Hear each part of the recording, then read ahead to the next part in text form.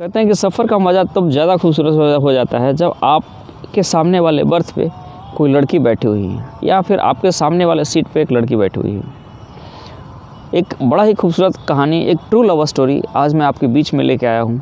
एक सच्ची कहानी जो आपको एक प्रेरणा देगी, जो आपको एक सीख देगी। ये कहानी है आज से 20 साल पहले की कहानी, लगभग 2000 या 2001 के आसपास की कहानी है। उस समय लोगों के पास स्मार्टफ़ोन कम हुआ करते थे।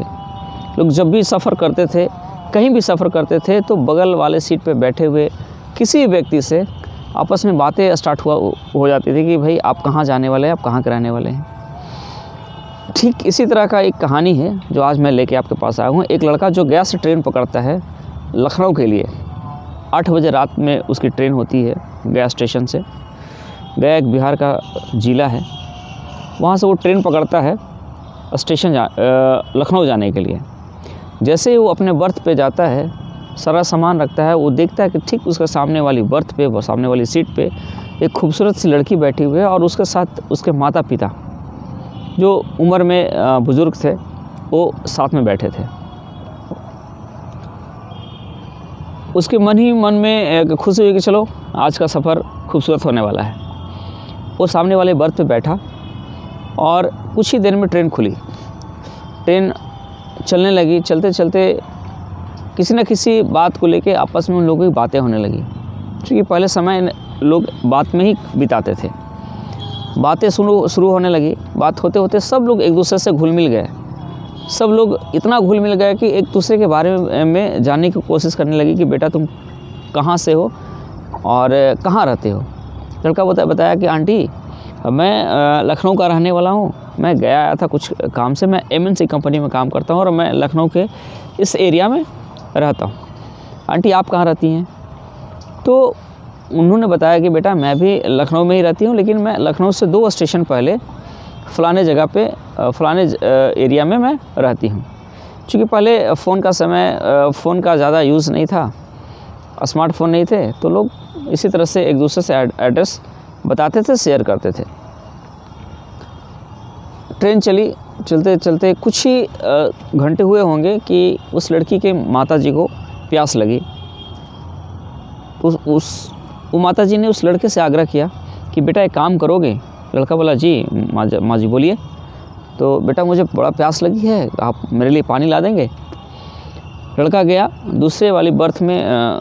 जैसे पहुंचा देखा एक पानी बेचने वाला, एक वेंडर जो ट्रेन में अक्सर आप देखे होंगे जो पानी बेचते रहता है। उसने उस लड़के से एक बोतल खरीदी पानी की और उसने लाके उस माताजी को दे दिया।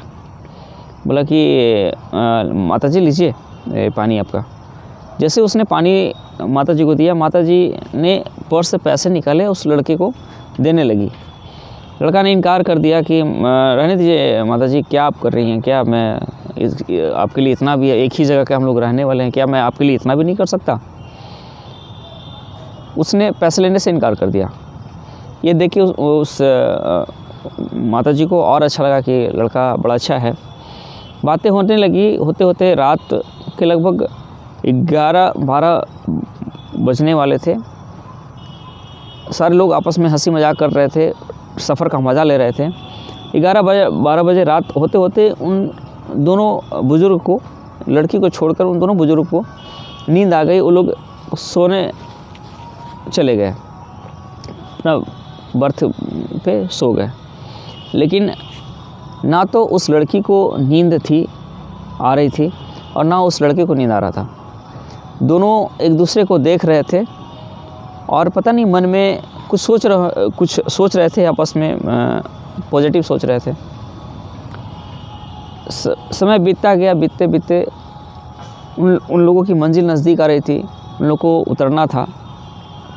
उतरने से कुछ ही घंटे पहले उस लड़के ने उस लड़की से एक बड़ा खूबसूरत सा सवाल पूछा। बोला कि मैं आपसे एक बात पूछूं? लड़की बोली पूछिए। लड़का ने बड़ा खुले दिल से बोला कि आप मुझे बहुत अच्छी लगती हैं और मैं आपसे शादी करना चाहता हूं। क्या आप मेरे से शादी करेंगी? मैं MNC कंपनी में काम करता हूँ, अच्छा कमाता हूँ और मैं आपको हमेशा खुश रखूँगा। जैसे उस लड़के ने इस लड़की को ये बात बोला, लड़की को जैसे एक सदमा लगा, या यूँ कहें कि उसका चेहरा उतर गया। वो कुछ सोचने लगी, उसने कुछ नहीं बोला। लड़का को लगा शायद मैंने कुछ गलत बोल दिया, मुझे ऐसा नहीं बोलना चाहिए था, या मैं उनके लायक नहीं हूँ। ये लड़का अपने आप में सोचने लगा। ठीक 2 स्टेशन गुजरा और उसके बाद उन लोग को उतरना था, माताजी को उतरना था, उसके साथ उस लड़की को उतरना था, उनके पिताजी को उतरना था, चूँकि उनकी मंजिल आ चुकी थी। जैसे वो लोग उतरने लगे, लड़की सीट के नीचे से एक बैसाखी उठाई और हाथ में पकड़ी और वो ट्रेन से उतरने लगी। ट्रेन से उतरते हुए उसने इस नज़र से उस लड़के को देखा जैसे मानो कोई बहुत बड़ा सवाल पूछ रही थी। उसे लग रहा था कि ये सच्चाई जान के वो लड़का कभी मुझे एक्सेप्ट नहीं करेगा। इसलिए उसने एक शब्द भी नहीं बोला था कि मैं आपसे शादी करूंगी या नहीं करूंगी।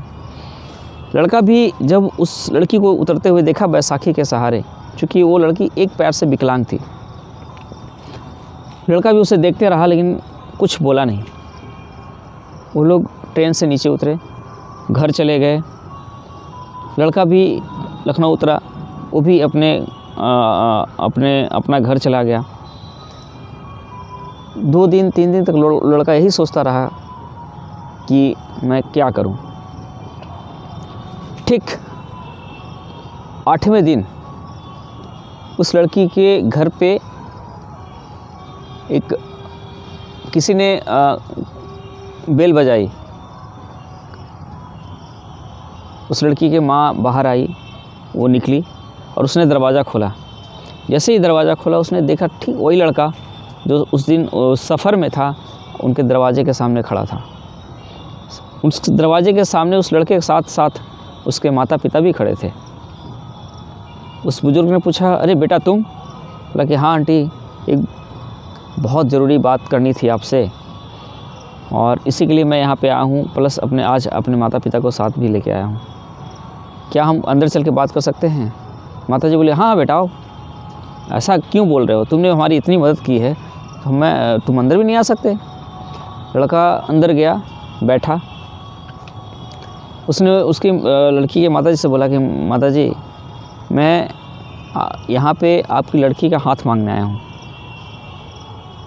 क्योंकि आपकी लड़की मुझे बहुत अच्छी लगी और उसी दिन मैं समझ गया था कि मैं शादी करूँगा तो इन्हीं से करूँगा। ये सुन के लड़की जो कि बगल वाले कमरे से सारी बातें को सुन रही थी, उसकी आंखों से आंसू आ गए, उसके माता पिता की भी आंखों से आंसू आ गए। फिर आपस में लोग बैठ के बातें करने लगे, हंसी मजाक करने लगे। उन लोगों ने एक डेट रखा और दोनों की शादी कर दी। आज दोनों बहुत खुश हैं, बहुत खुशहाल ज़िंदगी जी रहे हैं अपने अपने जगह पे।